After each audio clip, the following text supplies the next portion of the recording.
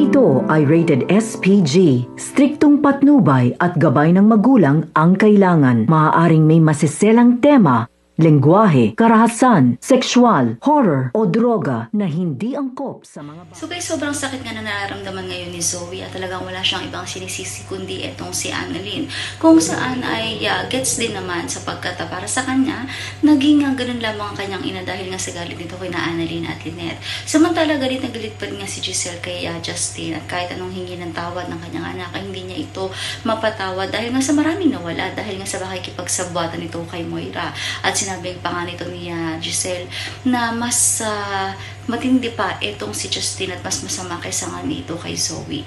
Habang si Zoe naman ngayon na umiiyak ay di ba may magbibigay ng isang panyo sa kanya at ang kanyang pansin ay ang kanyang ina. Ngunit hindi nga siya paniniwalaan nila Luke at Joy dahil nga ito ay lasing. Sa pakiramdam nila ay naghahalusinate lamang ito na nakita ang kanyang ina. Ngunit sino nga ba ang nagbigay ng panyo dito nga kay Zoe? Ito nga ba ay si Moira at isa nga ba itong malaking palabas?